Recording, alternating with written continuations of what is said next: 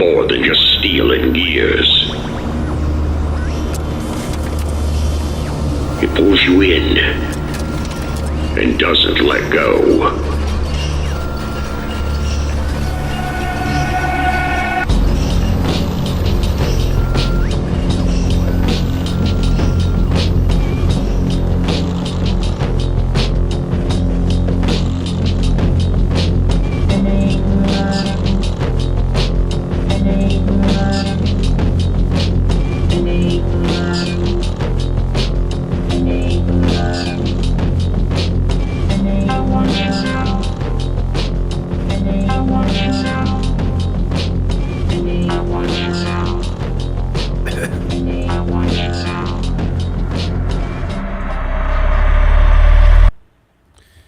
Okay, hello. Welcome to the carousel. This is Isaac.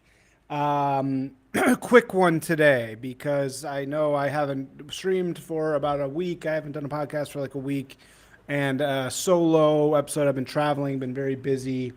Um, just wanted to talk about a couple questions I've been getting a bunch in terms of the ad world, things that people are seeing. So. First and foremost, you may have been noticing there's this kind of odd trend that sees ads and branding of various kinds.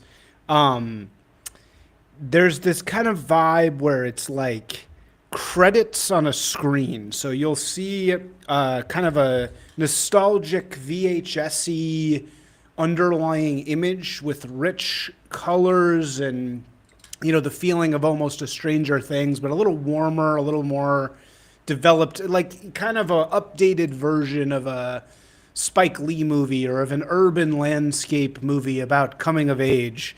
You'll see that on the background, and then on the front of it will be like a scrolling text. It's this very striking design that you're seeing coming in and sort of the top level of branding. And I think the best example of this is the new ChatGPT campaign, which I'm really into. I think this new campaign is great. This ad we're about to watch is my favorite of the campaign, but the campaign is all about these like small moments in life that ChatGPT can help with. Let's just watch this one. I'll sort of narrate it for people who are just listening, but okay. So again, it's this kind of cute, nostalgic image. We got Perfume Genius playing. It's a girl and a guy, really young, like early 20s, in their house, and it's basically ChatGPT giving this guy a recipe that says, "I like you, but I want to play it cool." And then we see ChatGPT's recipe scroll up the screen, and then at the end of it, almost like a movie credits, we see ChatGPT and its logo, as you would at the end of movie credits see, the logo for New Line Cinema or whatever. And so it produces this feeling of being in the movie theater in the early 2000s or something. It's nostalgic. There's this transparentness to it that's kind of gorgeous. The music selection of this is really good. What's so great about these ads is there's no sassiness, there's no agenda. They're really just a picture of a point in time. This whole ChatGPT campaign, it's very well done, and it's created by this probably the top people in the game right now, top branding agency. So I'm deeply jealous of them. Everything they do is really good, and they work with the top clients in the world called Isle of Any. This is like this cool new branding firm, and they are a offshoot of Droga 5, which for a little while there was one of the top big agencies in the game. This seems like more like a branding agency. Although they're doing big ads, they're doing big TV ads. So again, they're not, necessarily not an ad agency. But the thing about this idea that I like so much is that it's a small idea. The trend that you're seeing right now is the schizo cuts and vibe cuts and super edits, whatever, that people post on Twitter and X and Instagram, you see really upstart brands like Bandit running these really basic sort of collage videos. We'll watch a Founders Fund one in a second. And those simple ads, those simple sort of vibe reel videos that are all VHS-y and sort of nostalgic, those have become so dominant that now every brand wants to do that. You'll see other brands doing that very poorly, which I'll show with Claude in a second. But what's great about this campaign is it takes that kind of desire for nostalgia. It takes that era of film that we all kind of yearn for, and it doesn't try to, I don't even want to say woke, but it doesn't try to make this some really big fanfare. There's no quippiness in these ads. It's just like beautiful moments from life. And then you see this ChatGPT prompt response sort of roll over the screen like you would credits in a film. It's just a really fucking genius, all around great visual combination of things that I think resonates really well. On the other hand, the other AI company you have out there is Claude. So Claude has released what amounts to basically straight up schizo cuts.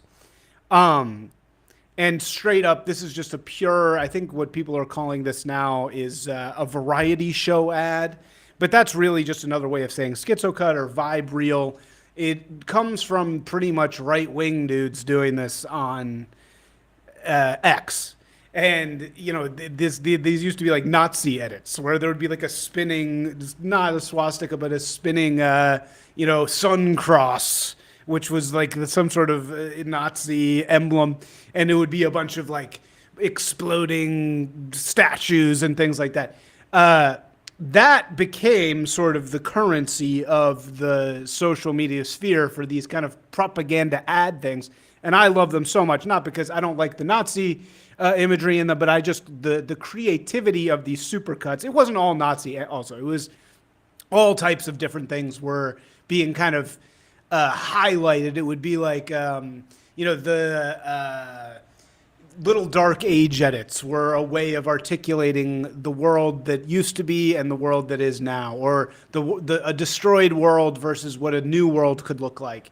So schizo cuts, I'll just call them schizo cuts because that's what I call them, became sort of a currency for propagandists, all us guerrilla propagandists on the internet. And you feel that leaking into everything else. Actually, before I even show you the Claude ad, which is sort of a ripoff of all that, let me show you a Founders Fund schizo cut, which became kind of famous. People at home are going to be very annoyed by this because they can't actually watch it. But the Founders Fund clip it's 2 minutes long, and it's just images from American culture. So it's like Lana Del Rey, it's spaceships, it's all that stuff.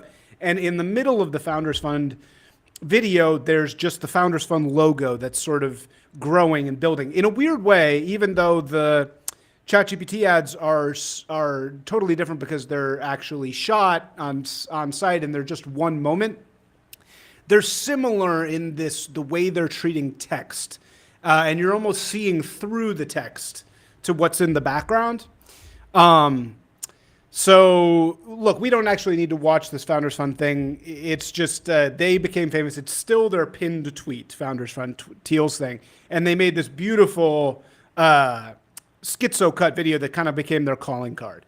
Before everybody thinks I'm like saying Nazi stuff is good. But like anything great, it comes from the darkness, right? Anything good, it originates in the darkness, it comes to the light. So this way of art, this way of coding your propaganda and coding your ads has really become dominant. So here you see Anthropic, which is, the woke AI. They're leading behind. They're trailing behind what ChatGPT is doing. They have a crappier agency. This is done by Mother, which is sort of a mainstream cool kid agency, or was like 10 years ago. And what you have here is basically a schizo cut. So here, I'll play this. This is the Anthropic Keep Thinking with Claude ad. Now, there's something I really love about this, but the rest of it kind of sucks. So here, I'm going to play it. never been a worse time. Problem. There's never been a worse time. Problem. There's never been a worse time. Problem. There's never been a worse time. Problem. There's never been a worse time. Problem. There's never been a worse time. Problem. There's never been a worse time. There's never been a worse time. So we're just seeing a bunch of images of piano There's falling never over been a better time. A better time to have a problem. To be stuck.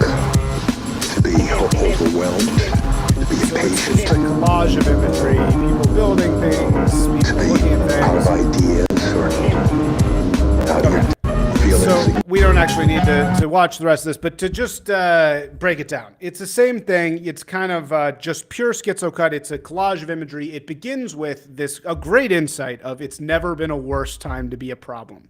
And that's the first half of the video. We see bad images. This is something my agency does all the time. This sort of little dark age cut where it's something bad and then it turns into something good. So the first half of the video is bad things. Pianos falling out of the window, and they say it's never been a worse time to be a problem. That's a great fucking insight. So that's what we call an insight. Again, in the world of marketing, runs on insights. Insights are universal truths. A good insight is behind every good piece of propaganda ever. It's just a sort of universal truth. Everybody, when they hear it, they immediately understand it. It's like a new way of talking or thinking about something, but it has universal resonance. So, it's never been a worse time to be a problem is a great, insightful line, because what it's saying is thinking about problems, the fact that AI now exists, problems have never been easier to solve, right? It's thinking about it from the perspective of a problem is a really great concept. It's like, if you're a problem, your life got much harder because ChatGPT exists now, or Claude. Great concept. And then the second half of the video is it's never been had a better time to have a problem. And then it's all a bunch of problems being solved by people. So it's a great insight. Mother still has it in terms of their ability to just have insights. The thing that's kind of lame is they then turn it into kind of a Nike ad, because the line is keep thinking, which actually has nothing to do. Then it becomes keep coding, keep learning, keep doing all these things. So what you have is actually a brand line. The way that a great brand line and a campaign line should work together is that take Snickers. The campaign line or the ad line is you're not you when you're hungry. Then the brand line, the thing that the brand is Snickers satisfies. So that's like a 1-2 punch. It's like you set up the problem and then you give the solution to the problem. Here they have keep coding, which was clearly somebody's idea. It looks like think different. It's some lame thing. And then they have Claude, AI for problem solvers, which is like, also, it's a good insight, but it doesn't really come together. And, they kind of screw up the campaign, because they're trying to do a schizo cut, but the schizo cut's kind of, it just doesn't really work too well. You can tell there's too many cooks in the kitchen, too many people trying to get what they want. And so great insight, but ultimately, I think ChatGPT outdoes Anthropic yet again. Another place you're seeing this same aesthetic, I'm sure everybody saw the baseball ads from, the greatest to ever do it, Wyden Kennedy. These were after the Dodgers won. Speaking of film credits, exact same sort of treatment. There were like film credits going down the screen after the Dodgers won the Super Bowl, and like with a Nike sign. It looks exactly like the ChatGPT thing. It looks like almost like, when you reach the end of the credits in a movie, you see like whatever the name of the producer is, or like this was presented on VistaVision, and it's like a weird little logo, and then it scrolls up. You're seeing basically the same thing here, except it's a Nike thing, and then it goes in reverse. Here, I'll play it. It goes in reverse, and you're seeing rewind, VHS vibes, and then the text turns blue, and we're seeing the hilarious thing of Blake Snell staring in the camera, and then it's like the credits, and it's the name of the Dodgers. And of course, we have this fucking horrible Kendrick Lamar song, or whoever the hell, and it's really, really lame. And, in the background, we're seeing images of the Dodgers winning, but it's in this kind of VHS thing. This also is an extension of the same campaign, also by Wyden Kennedy, who's long been Nike's agency, which had Ken Griffey Jr. playing the organ, and it was cut exactly schizo cut style with a bunch of VHS images of old baseball with kind of Ken Griffey Jr. playing the organ, and then you see Ken Griffey Jr. and he goes, ha ha ha, like it's just this kind of bombastic, gotcha, ooh, hip hop coded bullshit that people are just so fucking sick of, man. Like rap songs, again, off the top 40. Nobody wants to see this like gotcha, ooh, we're a bunch of, badass, sassy, finger snappy, people. And so this campaign, it's like the style's cool again because they have this sort of transparent, it's noticeable, it's VHS-y, they have this kind of transparent text treatment that works really well, but it's mixed with this Kendrick Lamar song that's just like, yuck. And no one wants to fucking see that. And that's why I really got to give it to fucking Isle of Any, or whatever the fuck they're called. Isle of Any. Yeah, they didn't succumb to the pressure that surely somebody said of, well, where's the representation? We need a rap song. Instead, they got this like super hipster song from Perfume Genius or whatever the fuck. And it's just really good. It's like so indie and just completely unconcerned with like anything besides just great style. Whereas the Nike thing, of course, we have to have this, it just has to be weighed down with this like hip hop treatment that some white woman inside there just has to see, or else she gets scared. So anyway, very interesting things happening. I do think that things are getting better in the ad world. You can definitely tell that things are improving in this sort of way. There, like the sort of the call has gone out very obviously to like some, especially I think after things like Cracker Barrel, inside the corporate world, there seems to be a strong vibe shift feeling of, okay, people are understanding that this refinement culture, making everything bland, making everything hip hop, it's just not really working anymore. So good ideas are kind of coming to the fore a little bit more.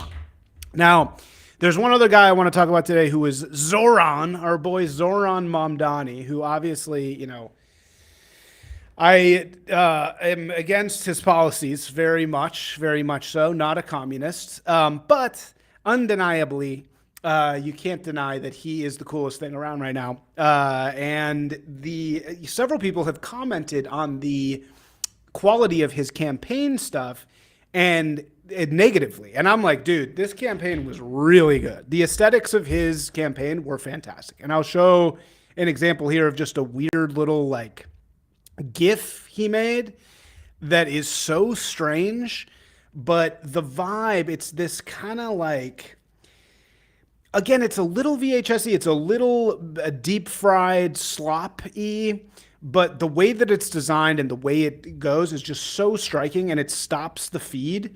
And I want to use it as an example of something that works really well. So here, this is it.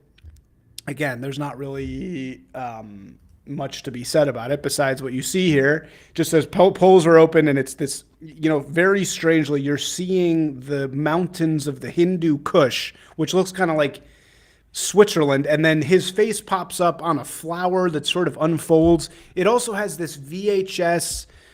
I've been getting really obsessed with like early, like the very beginning of time-lapse photography, so sort of grainy flower stuff. Funnily enough, Isle of Any, the great agency I was talking about, their website is mainly a big grainy video of a flower like unfolding. So very funny there because, small world. Or not small world, but just another example of sort of what I'm talking about. But anyway, and like if you listen to this little Giphy thing that that Zoran has made here, let's hear just the sound for a second if I can figure out how to do it. Here's the sound. Yeah, so just techno, Hindu Kush, this kind of crayon collage, hand-drawn thing. And the thing is, here's what people have to understand. Again, it's about little ideas. This one little stupid 8-second animation is worth 100 crappy commercials. So the whole design of Zoran's campaign was sort of done by this. It's very weird. It was done by like a guy who barely even has an agency. It was some guy in Philadelphia who is Indian, or something. His name is Anish Bhupathy, and Anish is like a graphic designer behind visuals. But you look at Anish's agency website, he barely even has a website. It says like website coming soon, and the work that he has on Instagram is like really bad. Besides the campaign for Mamdani. So it's very weird. You see this actually all over the political sphere. Two of the people in Kamala's inner circle also ran one of these like vague branding agencies, but like same thing. You looked at their website and it would be like incomplete. So I think what basically happens is these graphic designers have websites with somebody and then they just kind of hitch their wagon to them, and then they're making so much money they just never have to really get around to making the agency. So I think that's what happened here with old whatever his name is, Rajneesh. So Bhupathy. So anyway, he's saying that all of the Mamdani work was inspired by bodega signage, the signage of like the hot dog stands, those kinds of things. And you know what? It's really effective. The design, it's got this kind of hand-drawn crayon thing, and it just really works. Here, let's look at it really quickly. So he has these sticker things. They had this idea of doing these like sticker things that have the policies on them. So one of them is freeze the rent. One of them is fast and free buses. One of them is childcare for all. The colors are like striking yellow, blue, and red. And I've been telling everybody this hand-drawn thing, everything is going to this hand-drawn thing. We're leaving like the era of like annoying art school kind of fonts in corporate Memphis, or, on the right, it would be lots of rocket ships taking off and like Anduril, lines and lasers. And we're leaving that whole thing and we're going to like the world of hand drawn, because obviously in the age of AI, anybody can make these slop things immediately. Right. So, Zoran does a great job with this. He has, he's got these maps that are sort of hand-drawn looking with this font. The colors really just pop. It really is it's not Obama, like, that was truly a moment in time that will never happen again, where he got, Shepard Fairey to do the thing. But it is like a little mini Obama blip. It's like the way they've done a curveball in the design here, using a guy who really isn't even good. So clearly this is like coming from Mamdani himself or his wife.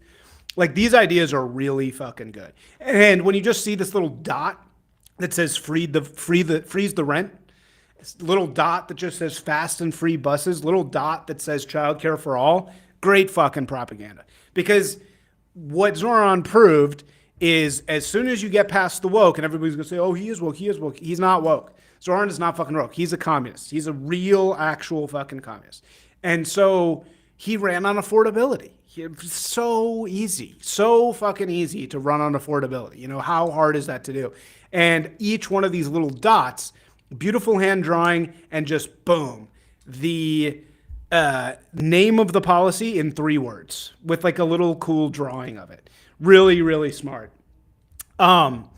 Obviously, I think that he is nuts. I think that he hates white people for sure. And I think that he wants to basically subvert the United States of America so that, his vague notion of the international common man can rise up and finally get justice upon the white man, which is fucking hilarious because he basically is the white man. He's just pretending, he's mad at the white man. So he's like, again, he's the edge of the upper class. So he's the brown edge of what he perceives to be the white and Jewish upper class. He feels snubbed. This is what communism has always been.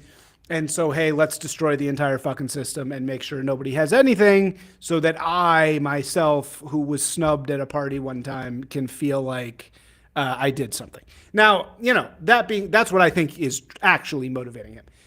In reality, all the arguments about affordability, about student debt, about housing prices, about all this stuff, I'm completely on board with that. I think that the fact that hasn't been addressed, I think that, Charlie Kirk, right before he died, went on Tucker, and the whole interview was about the right needing to understand that the young people can't afford shit anymore. It's such a disaster that everybody's living on credit. The stock market's fake. It's so fake. The economy is so fake that it's just completely ridiculous. You have these houses, people rent just astronomically higher than it could ever have any business being. Nobody can afford everything. Everybody's living on credit card debt. Salaries haven't budged. The whole thing is a fucking joke. So you can't blame young guys, especially ones who aren't fucking like autistic computer fucking guys, for being really, really depressed about the economy and about their prospects. So I agree with the problem. The fix, however, is never fucking communism. Obviously, it never works. Things only get worse. Go to fucking Cuba. Zoran, go to fucking Cuba. Do you want to turn Manhattan into Havana? Havana, where there's lines around the thing. There is no culture in Havana. You want vibrant street culture? Zoran wants vibrant street culture, right? He wants to eat with his hands. He wants the bodega. They love talking about the bodegas. There's no fucking bodegas in Cuba, my friend. There's government-run stores that don't have anything on the shelves. There's no vibrant street food in Cuba. They think this. They think that there's vibrant street food. There is not a single fucking street vendor selling a Cuban sandwich in Havana. That does not exist. It is a disaster. Nothing is open. The restaurants are disgusting. There really aren't even restaurants allowed. You have to have a government restaurant. They served canned shit at the restaurants. It's fucking terrible. It is like this managed economy. It's so bad. So, if you want fucking street culture, maybe don't do communism. Just a thought. Especially, did it work in the USSR? No, people were like selling their children for a bottle of like a special brand of cigarettes because you're right, they want culture. So anyway, Mamdani, great job on the campaign, but bad job on your hatred of white people and desire to destroy Western civilization. That's pretty much it for me. I think that, we'll see what goes on in the next little bit of time. I have a lot. Wait. Sorry. There was one more point I wanted to make before leaving. So Cuomo realized he was way out of his depth. He realized he was going to lose. And so, again, this is the power of branding. Halfway through his campaign, he changed his logo to try to like be cool like Zoran. And I just want to show you, this is the old one. So the old one is just red, white, and blue, zero thought put into it. Again, like it's so weird. The world of branding, nobody makes more money than political branding people, and nobody does less work because they're in and they do the media buying. And so it's like they try to make it bad. And as soon as somebody comes along and tries to make it a little good, it like makes a big difference. So here's Cuomo's other thing. You could not imagine a more lame and boring thing. It's just red, white, and blue, Cuomo for mayor. It's in boxes. The 4 looks like it's just sort of pasted on. Really bad. And then they changed it halfway through and they made it even fucking worse. They changed it for some reason to orange and blue. They made a weird sunshine thing that looks like a pharmaceutical company made by AI. It looks like a pure pharma.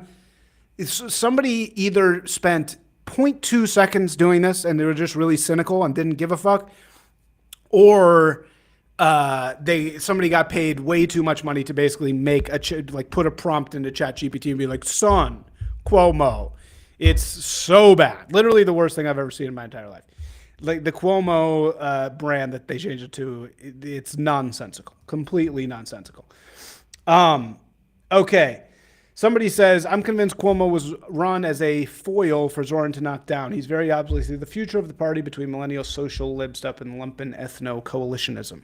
Yes, well said. Look, it's not everything is fake. This is what I'll say to people. Everybody thinks everything is fake. Everybody thinks the reason the New York Times is talking about Fuentes is because they're trying to prop him up and they want him to speak for the entire right, because that will then make the right look bad and the right will never win again because then there'll be Nazis and yada, yada, yada. Everybody thinks Zoran is actually, it's too good to be true. It can't be real. He couldn't possibly win in New York. The Jews run New York. He couldn't win. This must be some sort of Jewish conspiracy, or it must be some sort of Dem conspiracy to actually, hand off the baton. And dude, sometimes people are just good. Sometimes people are just fucking good at what they do. And that's what I think we're talking about Fuentes, we're talking about Mamdani. They're basically the same guy, right? They're far on the edges of each thing. They're really disaffected youth. They're fucking very problematic in different ways. I mean, the Fuentes debate, or the Fuentes thing with Tucker, I thought Tucker seemed great. Tucker seemed like a really good head on his shoulders. I don't think Tucker is anti-Semitic. They both said they had Jewish best friends, which was really funny. But the stuff that Fuentes was actually saying is terrifying. He's saying that women need to worship men, which is like, look, I'm, as Tucker says, maybe guilty of a little misogyny myself, but to think that that's the way forward for guys, it's just, that's never been, come on. That's not, even in the Islamic countries, that's not really the vibe. It's more like protecting women. And it's just like the inceldom there where he's like, it's based to be gay and we can't even be around women at all. That's terrifying. The stuff when he's talking about Jewishness, that's so academic. That's so like, let's try to make sure that everything in the world can be explained by these abstract academic concepts like Jewishness. It's not Jews, it's Jewishness. It's exactly like whiteness or, toxic masculinity. It's this, and that's why Tucker does such a good job. He says, like, look, you can't, the reason the Western world works is because it treats people, it doesn't give them original sin, right? Just, you're part of this group, you're fucking dead. That doesn't mean you shouldn't be able to make fun of people. It doesn't mean you shouldn't be able to generalize. That's what life is about. It's blah, blah, blah. But to say like, you can't separate Jews from Jewishness. First of all, that's a Marx essay, literally. Marx wrote an essay saying that exact thing. And, or he wrote an essay saying that you should separate Jews from Jewishness. But anytime it's in the ishness stuff, it's just like, all right, first of all, it's not true. And second of all, that's whiteness. It's the same thing. It's the same thing about all that's doing is taking a blunt object and making it so that anything can be explained by that thing. Any Jew who's not participating in subversion, nope, but you know what? They still have Jewishness. So therefore, they're guilty in some way. You can't judge them individually because they have the Jewishness bug. And it's like, all right, come on, man. That's not what America's about. And you got to treat people to a certain degree based on their talents, based on what they can offer. Can you make stereotypes? Can you make judgments based on your past experiences with different races? Of course you can. Asking to not have that is also woke, right? But at the same time, I think Tucker totally had that. In any case, despite all of these things, negative things about Fuentes, he's fucking good at what he does. Very good. He is very, very fucking good at what he does. And he's hilarious. He's fucking hilarious. And as somebody said recently, very well, he's got the whole saying the N-word and saying gay and saying whatever the fuck he wants and saying exactly what we have in our minds, but we're not allowed to say. He's got that whole thing on lock. He's the only guy who can do that. So he's got a whole beat. It's so hilarious. You see these Fuentes clips, they're fucking hilarious, even though they're nuts, but they're funny because he's saying these things that you're not allowed to say, right? So it's not like this magic fake thing. I do think Fuentes probably at some level does have some deal with some higher up. I think it's somebody on the left, somebody who wants to create mass distraction That's the sense that I get. Everybody is a master, though. So the whole thing can't just be explained by, it's a conspiracy. It's the same thing with Zoran. The whole thing can't just be explained by, oh, actually, it's a conspiracy to get him in there because he has a relationship with this person and blah, blah, blah. All of Fuentes can't be explained by, oh, the New York Times wants to make him famous, so that's why he's famous, because then he's going to destroy the right. Nothing is that simple. Is that true of the New York Times? Yes, of course. But is that why Fuentes is rising? No, Fuentes is rising because Fuentes is rising. Same thing with Zoran. Zoran is not rising because he's a puppet that's being used by blah, blah, blah, blah, blah. People are actually very good at detecting those types of falsities now. People are very good at not liking really fake figures, right? You see what's happening to Ben Shapiro. Ben Shapiro is plummeting into nothingness because he went from real to fake. He took the mantle from Rush Limbaugh. He was the analyst. He was the debater, blah, blah, blah, blah, blah. But then he ran into this issue where he couldn't debate it out. There was no debating it anymore. So he started kind of cutting corners. He started trying to destroy people. He started trying to say shit. Oh, I'm going to give this long speech. And it just doesn't work because it's phony. People can tell when it's fucking phony. Actually, Zoran is less phony, right? He's less phony than certain other people because he lets the mask slip. He's basically saying the truth about communism. He's saying, we're going to nationalize your shit. Hey, landlord, we're going to come fucking make you fix that fucking thing. Hey, we're going to make the buses free. We're going to make the restaurants free.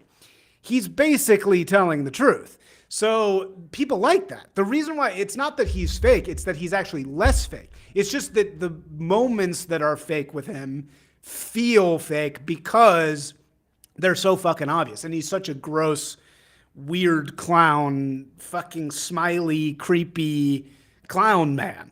But he lets the mask slip because he is a global communist. That's what he's here to do. He is here to subvert global capitalism. People forget Castro. Do you know what Castro called himself? Castro called himself the leader of global subversion. That's what Castro's name for himself was.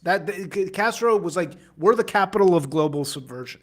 So that's what a communist does. They subvert. And it's so obvious that that's what Mamdani's here to do. And he's gonna subvert everything he can. He's going to try to cut every corner. He's going to destabilize the power of, white guys and capitalism and all that type of shit. And he's being a lot more straightforward about it than the left has ever been. So I think he terrifies the actual left, or the Dems. I think Mamdani fucking terrifies the Dems. But the New York Times, look, they want to be cool. Yeah, do they want to, the whole media, they want to be edgy. So they're going to find these guys on the edges. They're going to find the guys who are organic. And both Fuentes and Zoran are more organic than their phony-ass counterparts. And I think that that's a lesson. The lesson is to be more organic. Be more true to yourself. Say what you actually think.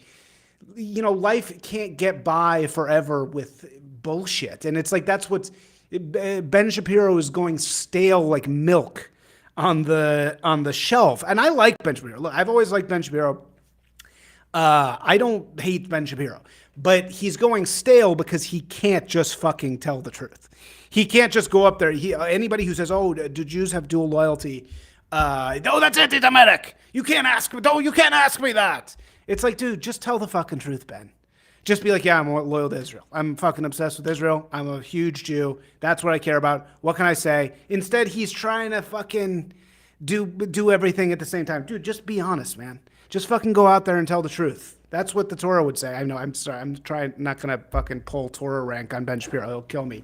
But I'm just saying, in my rudimentary knowledge of the Torah, which I do study as much as I can, I think it would say be honest and stop trying to hide the ball, Okay, anyway, that's it for me. Yeah, I'm going to do more of these solo shows. I'm sick of having people on this show. It's so fucking boring. I'm sick of doing interviews. I'm sick of everyone. And so, yeah, I'm going to do a lot more solo streams. Tell me what you guys think of that. Usually the solo streams do better. So let me know what you guys think. Peace.